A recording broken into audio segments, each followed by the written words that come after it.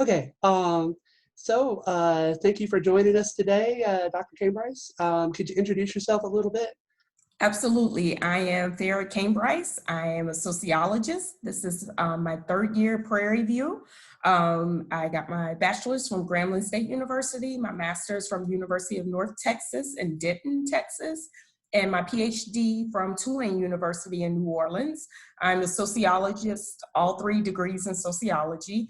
So I'm a sociologist by training, and my areas of interest within sociology are community building, social inequality, disaster, and disaster recovery. Oh, excellent. So you have something to say about what we're going through right now. Absolutely. People, much of my research was on Katrina, but I definitely see COVID as being a disaster. And actually, we as a country, as a society, will have to think about the recovery and what that recovery looks like. So I definitely think there's some research there for sociologists like myself. So for the uninitiated, what is sociology? So, the seminar class is political science. So what's the difference? I always tell my students, Dr. Mitchell, that sociology and political science, social work, and geography and history are like cousins, right? Because they're all in the family of social sciences. Sociology is a little different because of how we focus, or what we focus on in particular, and kind of how we focus on a problem. So let me give you an example. So with this issue of COVID, historians might look at, the 1918 flu pandemic, and maybe compare that time and this time, and look at those intersections. But for sociologists, we are really interested in having people to understand that the individual plays a significant role in shaping society and societal views and norms and expectations and rules that we take for granted. So the individual plays a part in that. But we also want students and people who study sociology to understand that individuals are influenced by society, by the norms, and by social institutions like the family, the church, and government. So we look at this kind of interaction, or this back and forth between the individual and society.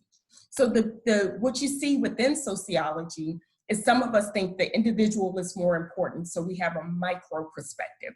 We look at things like language and interaction and conversations. And then some of us think that society, or the social structure, is the more significant of the two. So we look at large scale factors like education, educational institutions, government, and the family. So we kind of take that perspective.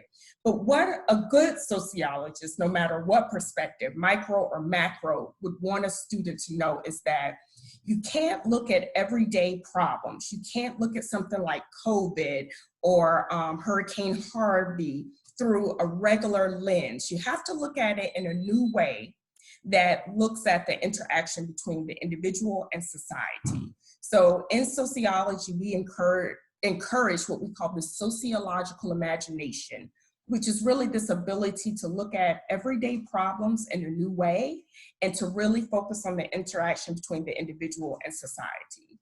But political science, history, those are our cousins. We use similar methods. You and I could do a research project where we look at surveys and conduct surveys, and we would be looking at similar issues, but just from a different perspective, right? And so we are cousins. There are a lot of overlaps. So there's no reason that a political science student can't, study something through a sociological perspective, and vice versa. Oh, excellent. So I know that you're the graduate program coordinator. So can you tell us a little bit about your program? What are some things that your students do, or some of the classes that they're taking? What are they excited about? Absolutely. One of the things, sociology has a master's program. We have a Master's of Arts program, and we are one of the few master's programs in the College of Arts and Sciences. In our program, I always tell students when I'm recruiting, Dr. Mitchell, I really don't think you'll find a program on campus where students get so much individual attention and nurturing and mentoring. We take our students to conferences. Several of our professors work to publish with our students. You get a lot of one-on-one guidance and direction. So I think most of our students will agree. Our current students, our former students will all tell prospective students that, look, you're not going to get a group of faculty who really will guide you and nurture you like we do in the master's program. And what I mean by nurture is just to really pay attention to what your long-term goals are and help you to achieve those. So we like to really nurture that within our students. So our students are always excited about the possibility of going to professional conferences, presenting with faculty, and publishing with faculty. So that's one of the strengths of our program. Another strength is that, we are a 36-hour program. Many of our students get through our program in 4 consecutive semesters, and one of those semesters could easily be a summer session if you plan it right, if you take 9 hours. So I think students really like the flexibility of the program because we have 3 required courses that students have to take. And then the rest of the courses, students can really put together their own curriculum based on what their interests are. And I would say students are very excited generally when they come to us about the possibility of going to conferences, traveling, and networking. Well, excellent. What are some of the expectations for a graduate program versus undergrad?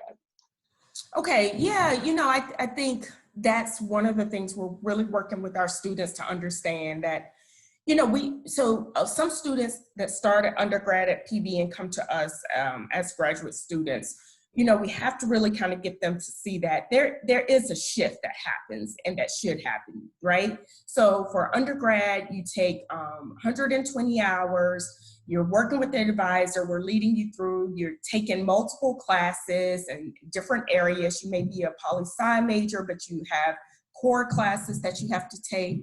Well, when you get to grad school, you really just become an expert in that field, right? So you're trying to develop an expertise, and you're trying to do that by really just focusing on sociology. So all of your classes, all of your readings are devoted to this one area, sociology. You're not really getting out of that. But there are different academic performance expectations too, Dr. Mitchell. In undergrad classes, and I think political science, you guys do a wonderful job of having your students learn research and writing skills and develop that. I think sociology, we try to do the same, but we raise the bar a little bit. It's not uncommon for you to, in your 3 classes that you take in the semester, to have, 3 big papers at the end. You may have readings and small assignments over the course of the semester, but your main assignment and your main grade will probably be a presentation and a paper of 15 to 20 pages or 20 to 25 pages. So there is more emphasis in the grad program on writing and research. That's very important for students to learn how to bring that together. Critical thinking, lots of reading, intense reading, writing and researching. So learning about an area, a specific area that you're interested in, and then becoming a producer of knowledge instead of just a consumer of knowledge. And so that's the difference. But I think we do, in our faculty of sociology, do an excellent job of helping students and pushing them to this new level and helping them to understand the expectations. So I would say for all students interested in our program, it won't be we're not just going to throw you in the deep end without some kind of like a gradual movement into the expectations. But we expect you to be well-read. We expect you to be prepared for every class.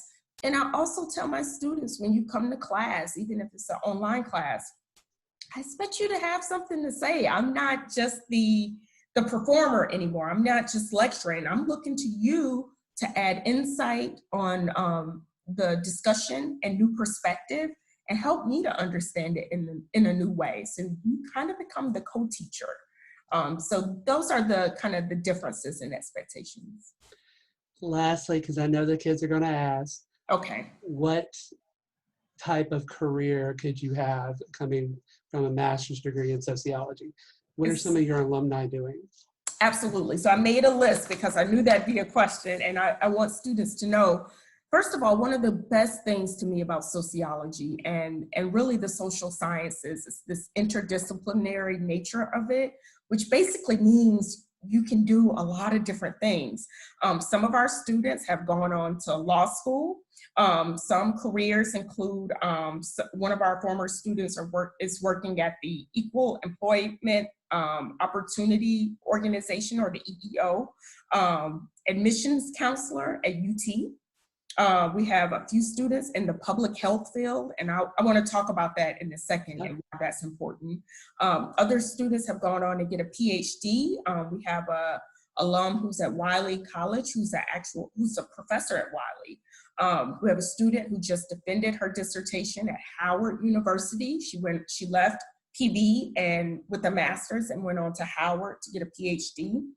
I had a student recently, Natasha Bennett, came to my senior family violence class, senior level family violence class, and she works for Adult Protection Services here in Houston. We have a student who works at the Texas Department of Mental Health. We have students who are working in all these different areas, and they're doing wonderful things. I want to go back to the public health because before coming to PB, I actually worked at Xavier University, and a lot of our students majored in biology and wanted a career in health.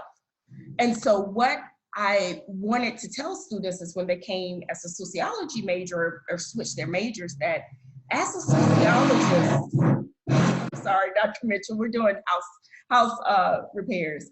As a sociologist, you can go into the area of health. And I think now in the era of COVID and this recovery of COVID, that students, especially with a master's in sociology, should think about their careers in public health. Because what the government needs, what state agencies need and local agencies need right now is someone who has a sociological perspective that can help them to understand why more African Americans are being diagnosed and dying of COVID. Those are sociological issues. Those are things that MDs and doctors and nurses alone can explain.